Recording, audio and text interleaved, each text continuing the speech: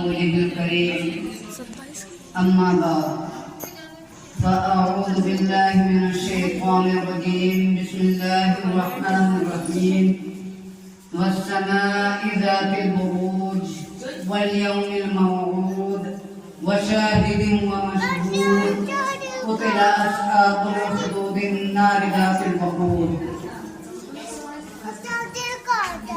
تم نے چاہا ہی نہیں حالات بدل سکتے تھے تم نے چاہا ہی نہیں حالات بدل سکتے تھے میرے آنسوں تیری آنکھوں سے نکل سکتے تھے دو قدم میرے ساتھ چل کے تو دیکھا ہوتا دو قدم میرے ساتھ چل کے تو دیکھا ہوتا خود بخود تیرے خیالات بدل سکتے تھے تم تو ٹھہرے ہی رہے جھیل کے پانی کی طرح تم تو ٹھہرے ہی رہے جھیل کے پانی کی طرح دریا ہوتے تو بہت دور نکل سکتے تھے تم نے الفاظ کی تاثیر کو پرکھا ہی نہیں تم نے الفاظ کی تاثیر کو پرکھا ہی نہیں نرم لہجے سے تو پتھر بھی پگھل سکتے تھے محترم سامعین پیارے بچوں بزرگوں اور عزیز ساتھیوں اور قاری محمد تصور سمر قاسمی صاحب اور نوجوان ساتھیوں میں نے آپ حضرات کے سامنے 2-3 آیت تلاوت کی ہے یعنی جس کا ترجمہ یہ ہے وَالسَّمَاءِ ذَاتِ الْبُرُوجِ اور قسم ہے برجوں والے آسمان کی وَالْيَوْمِ الْمَوْعُودِ اور وعدے کیے ہوئے دن کی وَشَاهِدٍ وَمَشْهُودٍ اور حاضر ہونے والے دن کی جس میں حاضری ہوگی قُتِلَ أَصْحَابُ الْأُخْدُودِ النَّارِ ذَاتِ الْوَقُودِ اور اس سورت میں ایک واقعہ کی طرف میں اشارہ کرنا چاہتا ہوں واقعہ کیا ہے واقعہ یہ ہے جو صحیح مسلم میں مذکور ہے یعنی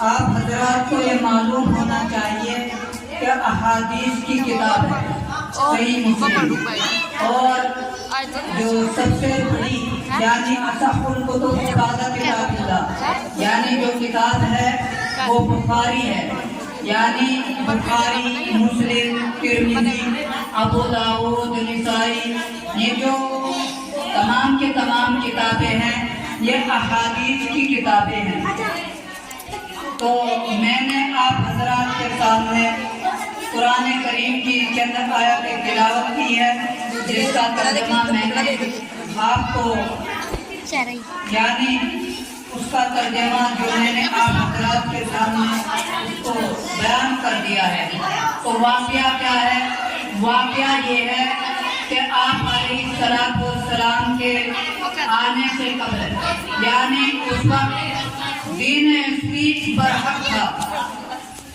اور ایک کافر بادشاہ تھا اور اس کے پاس ایک کاہن تھا اس نے کہا کہ مجھ کو ایک ہوشیار لڑکا یعنی ایسا لڑکا ہونا چاہیے کہ میں اس کو اپنا علم سکھلا دوں چنانچہ ایک لڑکا تجویز کیا گیا جب وہ لڑکا تجویز کیا گیا تو راستے میں ایک راہب یعنی جو اس وقت جو ہوتے تھے راہب جو کہتے ہیں علماء کو کہتے ہیں یعنی عیسیٰ علیہ السلام کو ماننے والے جو علماء ہوتے ہیں وہ اس کو راہب کہتے ہیں تو راہب جو وہ لڑکا تھا اس کا آنا جانا ہوا اور اس راہب کا گھر تھا راستے میں جب اس راہب کو جب اس کا راستہ یعنی راہب کا گھر پڑتا تھا تو وہ لڑکا اس راہب کے ساتھ وابستہ ہو گیا یعنی یعنی خفیہ مسلمان ہو گیا. جب مسلمان ہو گیا تو مسلمان ہونے کے بعد شیر نے ایک راستہ روک رکھا تھا، یعنی تمام مخلوق کا راستہ روک رکھا تھا.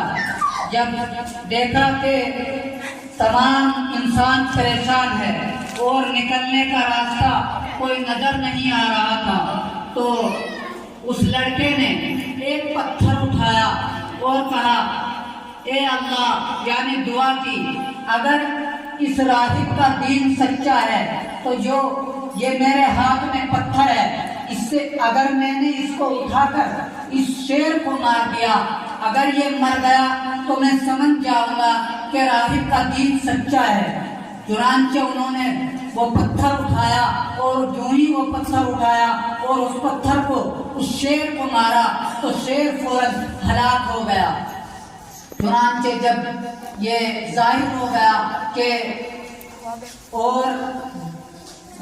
اس وقت جو ہے کہ اس راہب کا دین سچا ہے، چنانچہ اس کو یقین کے طور پر، یعنی اس کو اور زیادہ یقین ہو گیا کہ بشر کہ اللہ تبارک و تعالیٰ کی طرف سے اس کو یقین ہو گیا کہ اس راہب کا دین سچا ہے. چنانچہ اس کے پاس ایک اندھا آیا اور انہوں نے کہا کہ مجھ کو، یعنی میری آنکھوں کی روشنی اگر واپس آ جائے، یعنی میں اچھا ہو جاؤں تو میں، یعنی ایمان، اس نے کہا اگر میں اچھا ہو گیا تو میں ایمان لے آؤں گا. اور اس نے بھی شرط لگا دی تھی، یعنی اس لڑکے نے بھی شرط لگا دی تھی کہ اگر میں نے آپ کو صحیح کر دیا تو آپ کو ایمان لانا پڑے گا. چنانچہ اس آدمی نے اس کی شرط کو مان لیا اور اس کو، یعنی اس لڑکے نے اس کو اچھا کر دیا، یعنی صحیح کر دیا. چنانچہ وہ اس پر ایمان لے آیا، یعنی اس لڑکے پر. چنانچہ جب ایمان لے آیا تو بادشاہ کو اس کی خبر ہو گئی، یعنی بادشاہ کو اس کی خبر پہنچی. چنانچہ جب خبر پہنچی تو بادشاہ نے، یعنی اس راہب کو بھی اور اس اندھے کو بھی طلب کیا، فوراً طلب کیا اور کہا کہ ان سب کو میرے یہاں لاؤ. چنانچہ جب ان کو دریافت کیا گیا اور ان کو بلایا گیا، یعنی دربار میں بلایا گیا. چنانچہ میں دربار میں پہنچے تو اس راہب کو اور اس اندھے کو اس نے قتل کر دیا، یعنی بادشاہ نے اس کو قتل کر دیا. اور اس لڑکے کو حکم دیا کہ جاؤ اس کو پہاڑ پر سے جا کر گرا دو. چنانچہ جو ان سے پہاڑ پر گرانے کے لیے اس لڑکے کو لے کر گئے تھے، وہ خود اس پہاڑ پر سے اوپر سے گر کر مر گئے اور وہ لڑکا شہید سالم بچ کر آ گیا. چنانچہ جب وہ لڑکا شہید سالم بچ کر آ گیا تو بادشاہ کو تعجب ہوا، یعنی حیران ہوا کہ یہ کیا ماجرا ہے کہ یہ لڑکا بچ کر کیسے آ گیا. چنانچہ پھر بادشاہ نے حکم دیا کہ جاؤ اس کو، یعنی اس لڑکے کو غرق کر دو، یعنی سمندر میں ڈبو دو. چنانچہ اس لڑکے کو پھر دوبارہ، یعنی جب بادشاہ نے حکم دیا تو اس نے سمندر میں غرق کرنے کا حکم دے دیا. چنانچہ جو سمندر میں غرق کرنے کے لیے لے گئے تھے وہ تو غرق ہو گئے، لیکن پھر وہ لڑکا یعنی شہید سالم یعنی واپس آ گیا. چنانچہ اس مرتبہ بادشاہ کو اور زیادہ تعجب ہوا کہ یہ کیا ماجرا ہے کہ یہ پھر بچ کر آ گیا. چنانچہ اس لڑکے نے خود ہی بتلایا کہ اگر مجھ کو بسم اللہ پڑھ کر مارو گے، یعنی تیر مارو گے تو میں مروں گا، ورنہ نہیں. چنانچہ ایسا ہی کیا گیا اور اس لڑکے کو بسم اللہ پڑھ کر تیر مارا گیا تو فوراً وہ یعنی مر گیا. چنانچہ مجمع میں سے تمام کا تمام ایک لخت عام بہت سارا مجمع اس پر ایمان لے آیا جب یہ دیکھا کہ بسم اللہ پڑھ کر، یعنی مجمع نے دیکھا کہ ہاں اللہ تبارک و تعالیٰ کی قدرت ہے اور اللہ تعالیٰ نے اپنی قدرت کا مظاہرہ کیا. چنانچہ جب اللہ تبارک و تعالیٰ کو انہوں نے اپنی آنکھوں سے مشاہدے کے طور پر دیکھ لیا کہ اللہ تبارک و تعالیٰ ہی برحق ہے اور اسی پر ہمیں ایمان لانا چاہیے. چنانچہ اس مجمع نے وہ مجمع ایمان لے آیا اور بادشاہ کو بہت زیادہ تعجب ہوا اور بہت زیادہ پریشان ہوا اور اس نے یعنی یہ حکم دیا اگر تم اس اسلام سے نہیں پھرے یعنی ایمان سے نہیں پھرا تو میں تم سب کو یعنی خندق اس میں جلا دوں گا. اور اس نے آگ بہت ساری خندقیں کھودی یعنی قتل اصحاب الاخدود النار ذات الوقود یعنی خندقیں کھودی گئی اور اس میں آگ جلائی گئی, آگ کو بھڑکایا گیا. چنانچہ ان سب کو یعنی اس میں دھکیل دیا گیا اور اس مجمع کو جو ایمان لے آیا تھا اللہ تبارک و تعالیٰ پر, اس کو یعنی تمام کے تمام کو یعنی اس بادشاہ نے ان کو اس نے غرق کر دیا. لیکن اللہ تبارک و تعالیٰ نے اس کا تذکرہ قرآن کریم میں بھی موجود ہے یعنی اس سورت میں یعنی والسماء ذات البروج میں تذکرہ کیا ہے. اور آگے چل کر یعنی مومنوں کے بارے میں یعنی مومنوں کے لیے ہمیشہ کے لیے جنت ہے اور جو کافر ہے اس کے لیے ہمیشہ کے لیے جہنم ہے. تو مومنوں کے لیے جنت ہے تو ہمیں چاہیے کہ نیک اعمال کرے. تو نیک اعمال کرنے کے ذریعے ہمیں جنت ملے گی. اور اگر ہم برے اعمال کریں گے اس دنیا میں تو ہمیں ہمیشہ کے لیے جہنم میں جانا پڑے گا. اگر ہم ایمان لے آئے تو ایمان والا تو جنت میں جائے گا بشرطے کہ اپنے اعمال کے مطابق سزا بھگتے گا. جب جنت میں جائے گا تو ہمیں چاہیے کہ اپنے اعمال کو سدھارے اور اپنے بچے کو دینی تعلیم ضرور دے. اور میں اپنے مائیں بہنوں سے بھی کچھ عرض کرنا چاہتا ہوں کہ پردے کا بھی ماحول ہونا چاہیے, بے پردگی نہیں ہونی چاہیے. اس سے بہت زیادہ خرابیاں لازم آتی ہے یعنی بہت بے حیائی عام ہوتی ہے. چنانچہ اس کے بارے میں بھی یعنی اس کے سلسلے میں ایک واقعہ ہے جو میں آپ کے سامنے بیان کروں گا. حضرت اسماء رضی اللہ تعالیٰ حضرت عائشہ رضی اللہ تعالیٰ کی بہن ہے یعنی اماں عائشہ رضی اللہ یعنی اماں عائشہ صدیقہ رضی اللہ تعالیٰ ان کی بہن ہے. آپ علیہ السلام کی سالی ہے. چنانچہ ایک مرتبہ وہ چست اور باریک لباس پر پہن کر آ گئی. آپ علیہ السلام کے سامنے آ گئی. چنانچہ آپ علیہ السلام نے اپنا منہ پھیر لیا اور کہا کہ جب بچی یعنی بالغ ہونے کی عمر کو پہنچ جائے تو پردہ کرنا چاہیے. چنانچہ آپ علیہ السلام نے ارشاد فرمایا کہ جب بچی یعنی بالغ یعنی عمر کو پہنچ جائے تو پردے کا حکم دیا ہے. آپ علیہ السلام نے پردے کا حکم دیا ہے اور قرآن کریم میں بھی اس کا تذکرہ ہے. وَلْيَضْرِبْنَ بِخُمُرِهِنَّ عَلَىٰ جُيُوبِهِنَّ یعنی اس کا تذکرہ یعنی عورتیں اپنے اوپر چادر کو لٹکا لیجیے, اپنی اوڑھنیوں کو یا لٹکا لیجیے. چنانچہ اس آیت سے ہمیں یہ ثبوت ملتا ہے کہ پردے کا حکم اللہ تبارک و تعالیٰ نے بھی دیا ہے. اور ایک واقعہ میں آپ کے سامنے تذکرہ کرتا ہوں یعنی عبداللہ ابن مکتوم, یہ ایک نابینا صحابی ہے. چنانچہ ایک مرتبہ آپ علیہ السلام کے پاس تشریف لائے. چنانچہ حضرت ام سلمہ رضی اللہ عنہ اور حضرت ام میمونہ رضی اللہ تعالیٰ عنہ یہ دونوں صحابیہ آپ علیہ السلام کے پاس موجود تھی. تو آپ علیہ السلام نے کہا کہ پردہ کرو یعنی مسجد سے پردہ کرو. چنانچہ جب آپ علیہ السلام سے کہا تو یعنی آپ علیہ السلام نے ان سے کہا تو یعنی جو آپ علیہ السلام کی جو بیوی تھی انہوں نے کہا یا اللہ کے رسول یہ تو نابینا ہے, یہ ہم کو کہاں دیکھ سکتے ہیں. چنانچہ آپ علیہ السلام نے ارشاد فرمایا یہ نہیں دیکھ سکتے, تم تو دیکھ سکتی ہو, تم تو نابینا نہیں ہو, تم تو دیکھنے والی ہو. چنانچہ انہوں نے ان صحابیہ نے عرض کیا, کہا یا رسول اللہ ہم ضرور دیکھ سکتے ہیں. چنانچہ اللہ تبارک و تعالیٰ نے ہمیں آنکھیں دی ہے تو ہم اس سے دیکھتے ہیں. چنانچہ تم دیکھ سکتی ہو تو تم پر لازم ہے کہ تم پر جاتے. چنانچہ ہمیں چاہیے کہ تعلیم کی طرف ہمیں توجہ دینی چاہیے. تعلیم بہت اہم ہے یعنی ہماری جو تعلیم ہم جو کامیاب ہو سکتے ہیں وہ تعلیم کے ذریعے ہو سکتے ہیں. چنانچہ اقرا ہماری آغاز ہی اسی چیز سے ہوا ہے یعنی تعلیم سے ہی ہمارا آغاز ہوا ہے. اقرا اس کے معنی ہی پڑھنے کا, پڑھو یعنی آپ علیہ السلام کو حکم دیا گیا کہ پڑھو ہمارے جو سب سے پہلے جو وحی نازل ہوئی آپ علیہ الصلوۃ والسلام پر غار حرا میں تو وہی ہے کہ اقرا پڑھو. آپ علیہ الصلوۃ والسلام کو کئی مرتبہ حضرت جبرائیل علیہ الصلوۃ والسلام نے دبایا لیکن آپ علیہ الصلوۃ والسلام نے ارشاد فرمایا کہ میں پڑھا ہوا نہیں ہوں. چنانچہ جب تیسری مرتبہ کا واقعہ یہی ہوا تو فوراً بہت زور سے دبایا تو فوراً آپ علیہ الصلوۃ والسلام نے پڑھنا شروع کر دیا. اقرأ بسم ربک الذی خلق خلق الانسان من علق اقرأ وربک الاکرم الذی علم بالقلم. یہ چند آیتیں تھی جو آپ علیہ الصلوۃ والسلام پر یعنی وحی کے ذریعے اتاری گئی.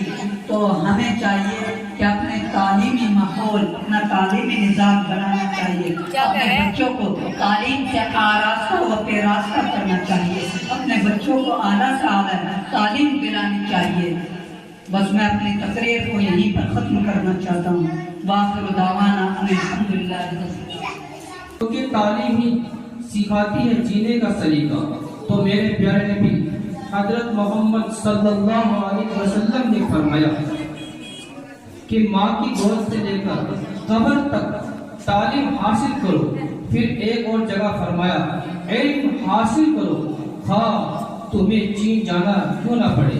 محترم دوستو، تعلیم کا حصول صرف کامیابی کا ضامن ہے بلکہ کسی بھی انسان کی شخصیت کو پر اعتماد اور بنانے میں اور نکھارنے میں اہمیت کا عامل ہے. تعلیم بنیادی طور پر کسی بھی قوم اور معاشرے کا قیمتی اثاثہ ہوتی ہے. میرے ہاتھ میں قلم ہے میرا ذہن میں اجالا. میرے ہاتھ میں قلم ہے میرے ہاتھ میں اجالا. مجھے کیا دبا سکے گا کوئی ظلمتوں کا پالا. مجھے فکر امن عالم ہے تجھے اپنی ذات کا غم. میں طلوع ہو رہا ہوں تو غروب ہونے والا. محترم دوستو، اسی علم کی بدولت اللہ تعالیٰ نے انسان کو اشرف المخلوقات ٹھہرایا. آسمانی صحیفوں سے لے کر قرآن پاک تک، غار حرا سے لے کر کوئی نور کی تجلی تک، پتھروں کی دنیا سے لے کر بلند بالا عمارتوں تک، گھڑی کی سوئیوں سے لے کر ہواؤں میں اڑان تک، اور زمین و بہار سے لے کر خلا کی سفر تک علم و دانش کی صدا پکار پکار کر کہہ رہی ہے کہ تعلیم ہی سکھاتی ہے جینے کا سلیقہ. محترم دوستو، تعلیم انفرادی اور اجتماعی طور پر نہایت اہم ہے. چلاتا ہے خدا ساری دنیا کو چلاتا ہے خدا. رات سے پھر دل کو لاتا ہے خدا. رات سے پھر دل کو لاتا ہے خدا. موسیٰ کا لشکر پریشانی میں تھا. موسیٰ کا لشکر پریشانی میں تھا. موسیٰ کا لشکر پریشانی میں تھا. موسیٰ کا لشکر پریشانی میں تھا. راستہ اس کا بناتا ہے خدا. راستہ اس کا بناتا ہے خدا. ساری دنیا کو چلاتا ہے خدا. مصر کے بازار میں یوسف بکا. مصر کے بازار میں یوسف بکا. مصر کے بازار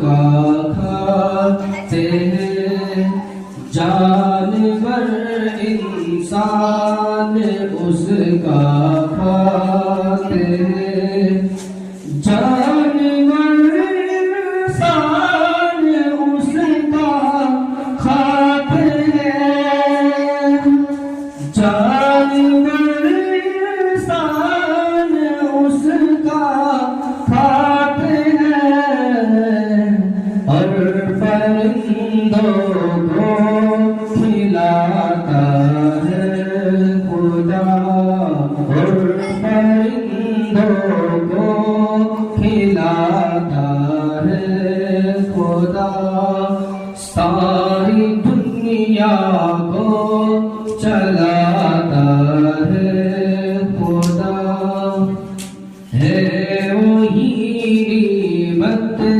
صدیقی بادشاہ، ہے وہی نعمت صدیقی بادشاہ، ہے وہی نعمت صدیقی بادشاہ، ہے وہی نعمت صدیقی بادشاہ، سب کا مولا سب کا داتا ہے خدا، سب کا مولا سب کا داتا ہے خدا۔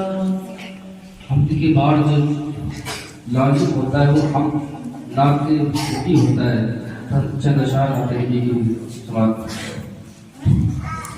حق نعت پیغمبر کا ادا کون کرے گا، حق نعت پیغمبر کا ادا کون کرے گا، حق نعت پیغمبر کا ادا کون کرے گا،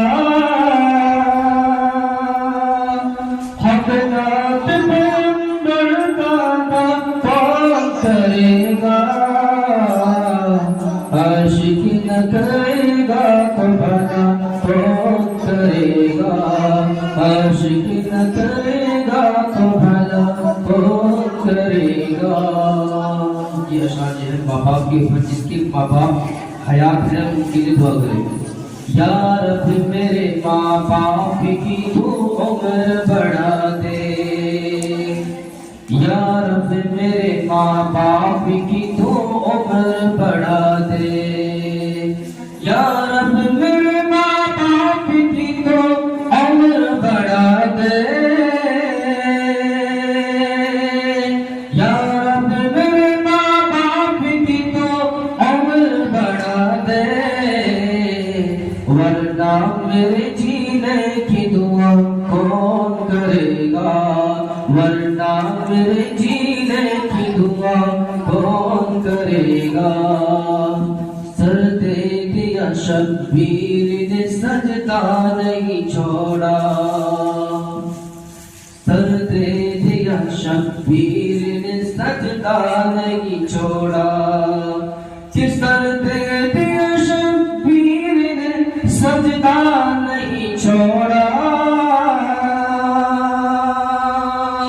کہ سر دے دیا شبیر نے سجدہ نہیں چھوڑا، اس شان سے سجدے کو ادا کون کرے گا، اس شان سے سجدے کو ادا کون کرے گا، حق نعت پیغمبر کا ادا کون کرے گا۔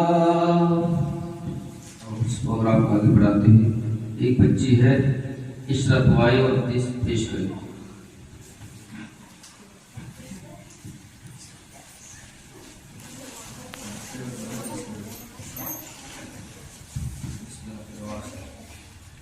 بسم اللہ الرحمن الرحیم۔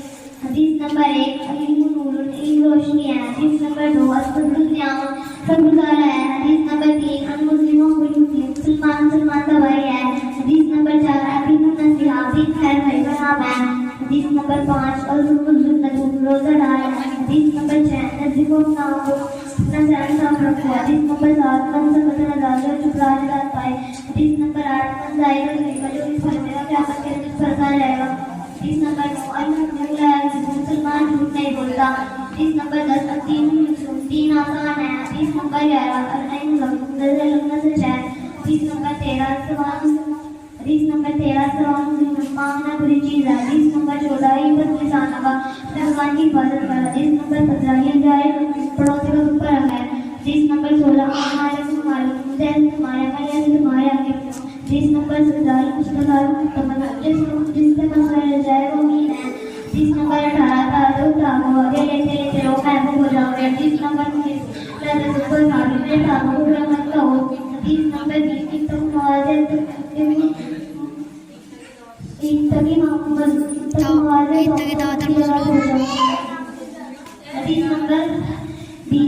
हदीस नंबर 21 सलाम का आपको महसूस हो जाओगे। हदीस नंबर 22 तुम नमाज़ें तो मत जगह से बचो। हदीस नंबर 23 अंदर का कलेजा नहीं काटो बात में नहीं। हदीस नंबर 24 हसीना को बदबू बढ़ाता है। हदीस नंबर 25 लाल मुझे ज्यादा काटती है जिसका नजर होने वाला जन्म नहीं जाएगा। हदीस नंबर 26 अल मुस्लिम के वीडियो को बनाना है। हदीस नंबर 27 पता से बन गए थे वीडियो बनाना। हदीस नंबर 27 तमन्ना करो। हदीस नंबर 28 पर ये कोई नहीं गलो आया दिन के पहले कोई सी बात मालूम हो तो दूर तक पहुंचा दो। हदीस नंबर 28 पर ये कोई नहीं गलो आया दिन के बल्कि कोई नहीं गलो आया। हदीस नंबर 30 तुम्हारे दूसरा बुराई की जड़ है। हदीस नंबर 30 तुम्हारे माँ बाप तुम्हारे लिए जन्नत है जन्नत। हदीस नंबर 36 अल्लाह से और पैदा कर है। हदीस नंबर 32 अल-कुरान में जो लगा अगर लेगा कुरान तुम्हारे आगे है जगत तुम्हारे खिलाफ। हदीस नंबर 33 अल-ग़ीबत में ज़िना चुगल बोले ज़िना से बुरी चीज़ है। हदीस नंबर 34 कुरान सलाम नमाज में आपको ठंडा है। हदीस नंबर 35 सुरूर सिपाहों में को झूठा सिखाया है। हदीस नंबर 36 मल्ला जो इस पर रहम नहीं करेगा वह उस पर रहम नहीं किया जाएगा। हदीस नंबर 37 इस्लाम में आलू वलाई होला इस्लाम वाले होने के लिए मत लोग होने के लिए। हदीस नंबर 38 अबुना आदम कायमा उनमें से बेशक खड़ा कर पैसा करे। हदीस नंबर 39 अल जिहाद मालूम है उनका जिहाद जिहाद कयामत तक चलता रहेगा। हदीस नंबर 40 सिवाबु को निकालो मोमिन को बुरा भला कहना इस्लाम का हाथ मार डाला। माशाअल्लाह अल्हम्दुलिल्लाह। इस बच्ची ने आपके सामने 40 हदीस सुनाई है और अगर मैं आपसे एक हदीस सुनाऊं तो आप एक हदीस भी नहीं सुना पाओगे। समझेंगे कहना और करने वो फर्क होता है। ये आप सल्लल्लाहु अलैहि वसल्लम की हदीस है।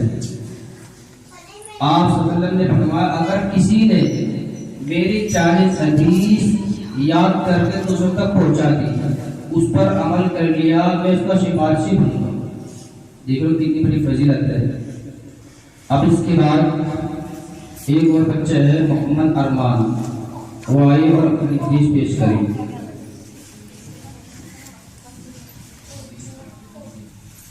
बिस्मिल्लाहिर्रहमानिर्रहीम।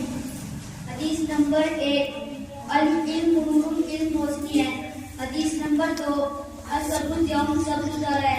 हदीस नंबर 3 अल-मुस्लिमु अखुल मुस्लिम मुसलमान का भाई है। हदीस नंबर 4 अतिलु नसिया दीन खैर भाई का नाम है। हदीस नंबर 5 असब्र सुन्नत रोजा डाल है।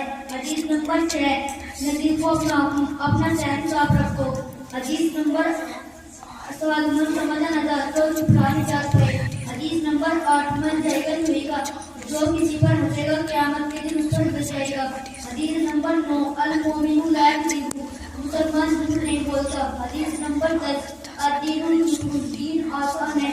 हदीस नंबर 11 अल-ऐनु हक़्क़ुन नजर लगना सच है। हदीस नंबर 12 अल-सिरातु हक़्क़ुन पुल सिरात से गुजरना सच है। हदीस नंबर 13 अस-सवालु शुज़्ज़ुन मांगना बुरी चीज है। हदीस नंबर 14 इफ़्फ़त लिसान का अपनी ज़बान की हिफाजत कर। हदीस नंबर 15 लिसानी हक़्क़ुन पड़ोसी का तुम पर हक है। हदीस नंबर 16 अमालकुम उम्मालकुम जैसे तुम्हारे अमल वैसे तुम्हारे आकिब। हदीस नंबर 17 अल-मुस्तशारुल मुतमन्निन जिससे मशवरा जाए वो अमीन है। حدیث نمبر 18 تحدث توقف اجر لیتے لیتے رہو محبوب ہو جاؤ گے حدیث نمبر 19 اللہ تجربہ صحابی میرے صحابوں کو برا مت کہو حدیث نمبر 20 دعوت مظلوم کی آیت بچو حدیث نمبر 21 آپ سلام سے سلام کو عام کرو محفل کیے ہوگے حدیث نمبر 22 زندگی واضح تہمت کی جگہ سے بچو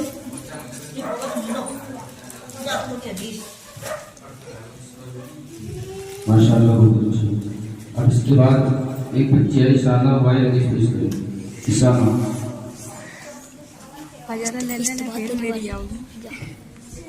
بسم اللہ الرحمن الرحیم حدیث نمبر 1 حدیث نمبر 2 مسلمان کا بھائی ہے حدیث نمبر 4 نصیحت بھائی کا نام ہے حدیث نمبر 5 الصبر جنۃ الرجا ڈالا ہے حدیث نمبر 6 نصیب اپنا سنسا کو حدیث نمبر 7 سمجھ ہونا چاہیے جبرانی جب پائے حدیث نمبر 8 طریقوں سے روزوں کی صدائی سے گھبرانا اس کا رچا جائے گا حدیث نمبر 9 المؤمن لا یکذب مسلمان جھوٹ نہیں بولتا حدیث نمبر 10 دین آسان ہے حدیث نمبر 11 العین حق مجھے لگنا سچ ہے حدیث نمبر 12 الصراط حق دوسرا سے لگنا سچ ہے حدیث نمبر 13 اسرار الجنون کا کوئی چیز ہے حدیث نمبر 14 کی انسان اپنی جان کی حفاظت کرے حدیث نمبر 16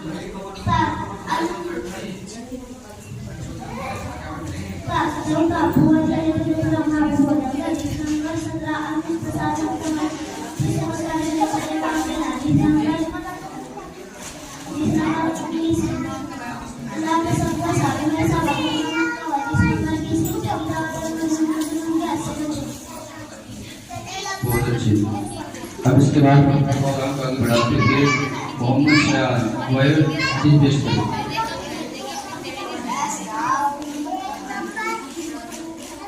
بسم اللہ الرحمن الرحیم حدیث نمبر 1 العلم نور علم روشنی ہے حدیث نمبر 2 الصبر ضیاء صبر ضیاء ہے حدیث نمبر 3 المسلم اخو المسلم مسلمان کا بھائی ہے حدیث نمبر 4 الدین النصیحہ دین پیارا بھائی کا نام ہے حدیث سالم حافظ محمد سالم آئے اور اپنی تقریر سے ہم سب کو مستفید فرمائے honorable, well educated, well behaved, merciful Janab Qari Tasawwur Sahab, the villager, guest and my all dear friends, wish you a fantastic occasion of Jalsa to all of you. Before saying anything, I want to tell you something about myself. I am Salim, student of Madrasa Ishaq al-Ulum Kulhedi. I study in class 1st to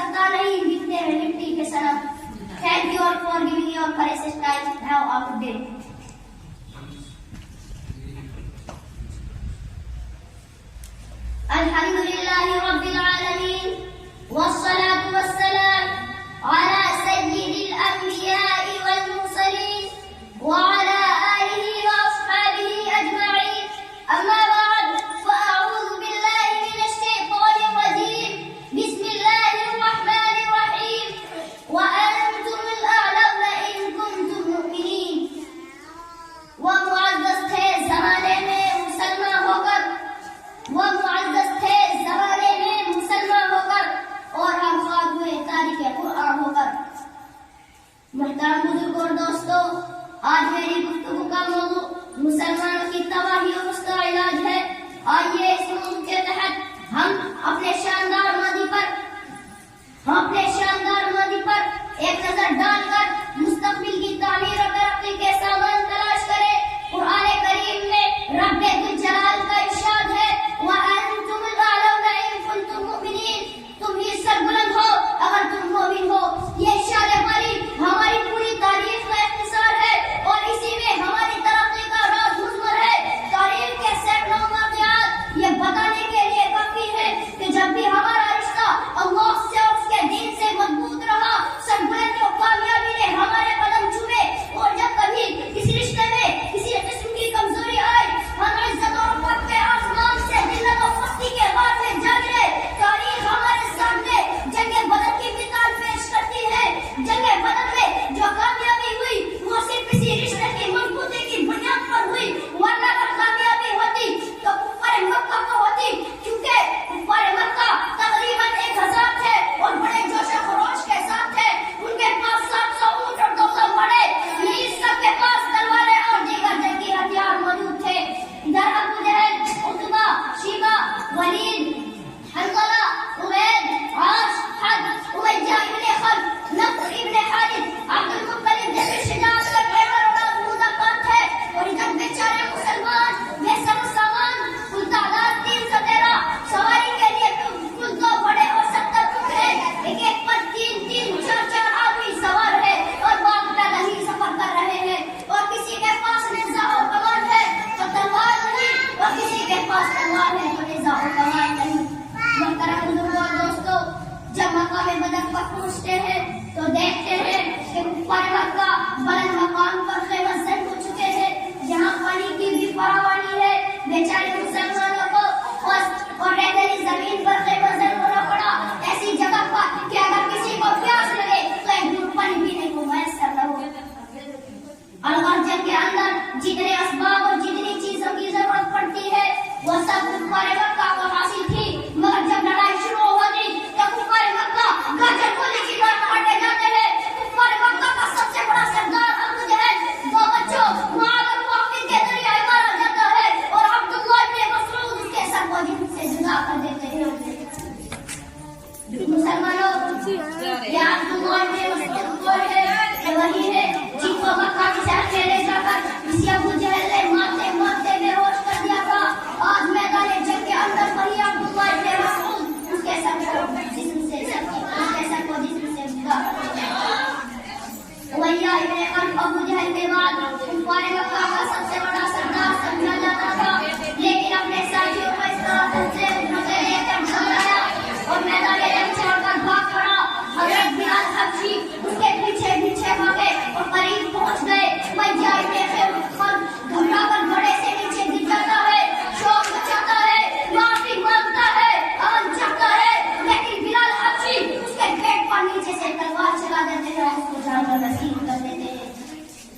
اسلام کے نوجوانوں، جانتے ہوئے بلال حبشی کون ہے؟ اسی امیہ ابن خلف کے غلام ہے. جب اسلام قبول کیا تو مکہ کے اندر دوپہر کے وقت تب جب میں ریت پر لٹا کر پتھر کی بڑی چٹانیں رکھ دیتا تھا تاکہ یہ حرکت نہ کر سکے، رات کو زنجیروں میں باندھ کر پڑے رہا تھا. اگلے دن گرم زمین پر لٹا کر اور زیادہ کیا جاتا تاکہ تکلیف سے بے قابو ہو کر اسلام سے گر جائے یا یوں ہی تڑپتا مر جائے. پیروں میں رسی باندھ کر مکہ کی گلیوں میں گھسیٹا جاتا تھا. طرح کی اذیتیں اور تکالیف پہنچائی، یہاں تک کہ تکالیف دینے والے تھک جاتے ہیں، اکتا جاتے ہیں. کبھی امیہ ابن خلف کا نمبر آتا ہے، کبھی ابو جہل کا نمبر آتا ہے، تو کبھی اوروں کا نمبر آتا ہے. آج میدان جنگ کے اندر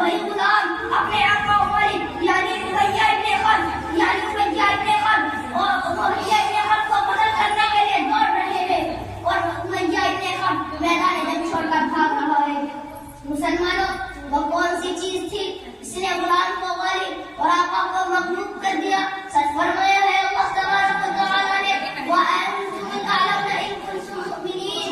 فرمایا تم ہی سربلند ہو بشرطے کہ تم سچے سربلند ہو. میں نے چند باتوں پر اپنی تقریر کو ختم کرتا ہوں. وآخر دعوانا